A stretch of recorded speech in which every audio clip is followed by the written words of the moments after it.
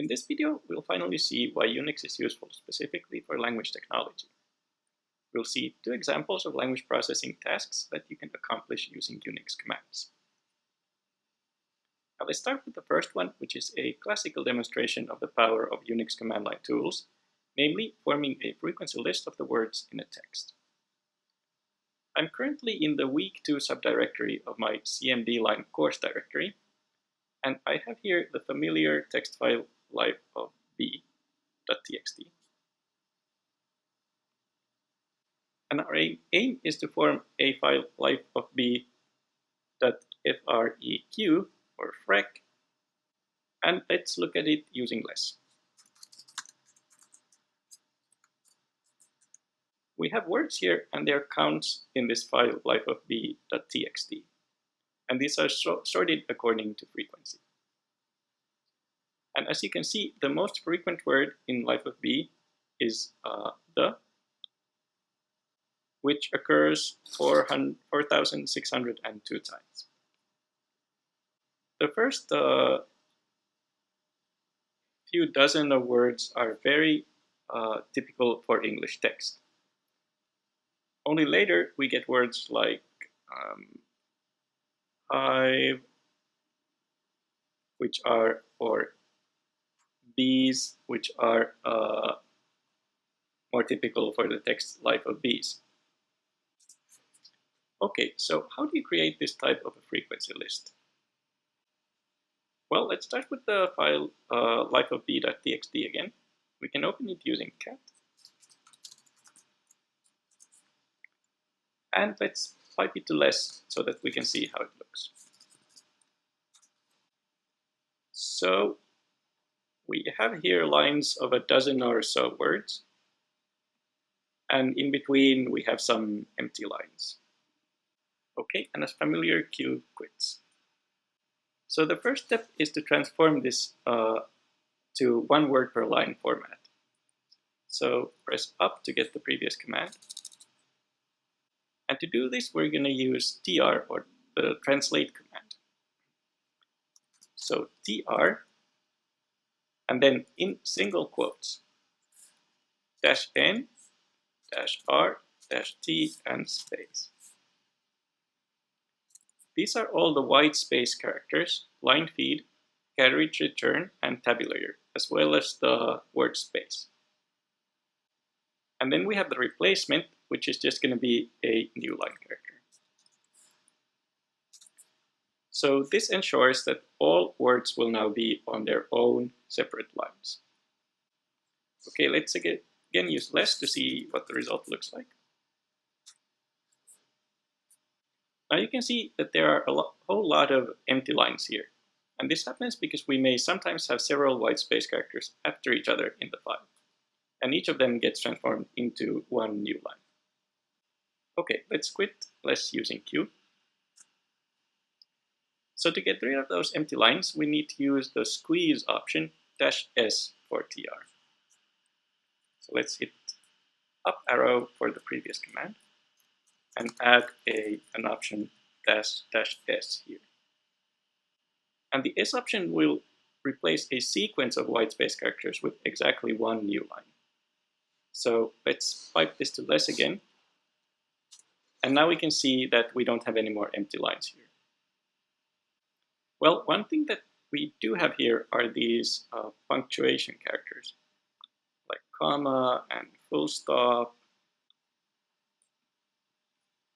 Now we're interested in word frequencies, and punctuation will interfere with that. So let's get rid of it. Quit less again using Q. What we actually want to do is to remove all the characters which are neither letters nor numbers or new lines. And this of course will include all the punctuation characters. And again we can use the tr command, or translate, to accomplish this. So tr, and then we're going to use the option -d, which says delete, because we want to delete those punctuation characters. And then I'm going to use the option C, which states that I want to delete the complement of the characters that I'm specifying. That means I want to delete the characters which are not in my list. And whenever you have two options like this, you can combine them under one option, so just -DC. Okay, so we want to remove everything that is not a letter in the English alphabet. So that's A through Z, capital A through Z, lowercase a through Z. And we also don't want to remove numbers. So 0 to 9. And we also want to preserve new lines. And then importantly, we also want to preserve the hyphen, which is used to mark contractions in English. Now, because I have a hyphen here, which is basically the same as a single quote, or actually the exactly same character, I need to change the single quotes of my character list into double quotes, so that the command line interpreter will know where the character list ends. So let's pipe this to less and see what happened. Okay, far better.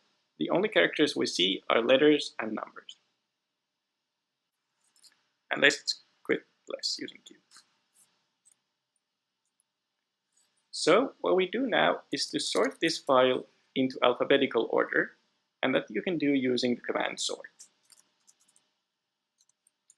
Now if we check using less again, we can see numbers first, because in the default alphabetical order, numbers precede letters.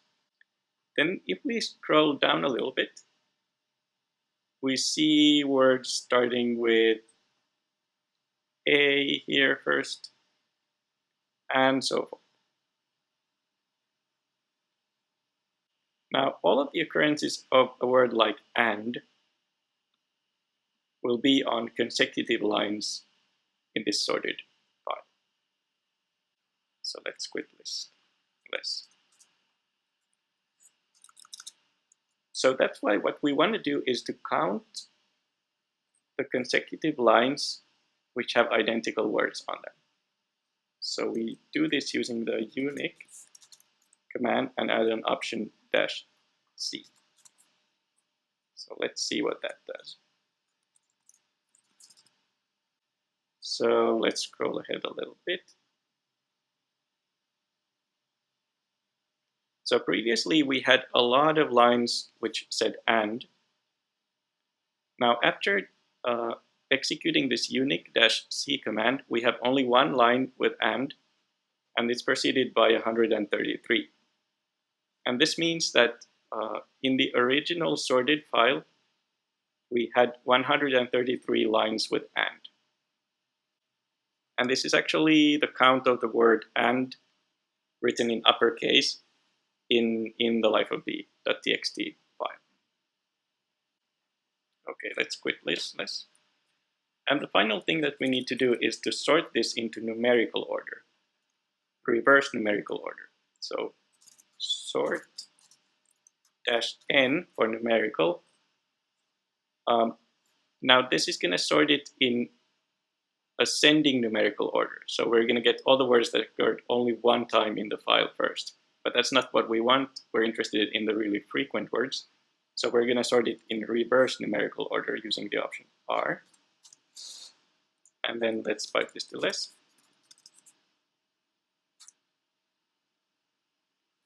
And there we have it. So now we have a frequency list here. And what we do now is just to redirect this output into the lifeofb.freq file. Now, our command works fine for English, where the great majority of words only use letters A through Z. But if we're working with something else like Finnish, where additional characters like A and Ö are common, or Mandarin, which is written in a completely different character set, this is not good enough. We'll almost certainly end up removing some words altogether or splitting words up. So there's a more general solution called character classes. we can use the alnum class to refer to numbers and letters. So let's replace the A through Z and 0 through 9 list here with the class alnum. Alnum stands for alphanumerical. And let's pipe this to less. I'm using Ctrl E to skip to the end of the line. Pipe it to less, and let's see. The result looks the same. Let's quit using Q. Now, this will work for Finnish and Mandarin as long as the default character encoding of your system is set to UTF-8. And the character encoding basically determines how your system interprets the data in text files and the data it receives as a keyboard input. And you can check that your system is set to UTF-8 using the command locale. So locale and enter. And as long as your lang or lc all variables are set to something ending in UTF-8, you're good.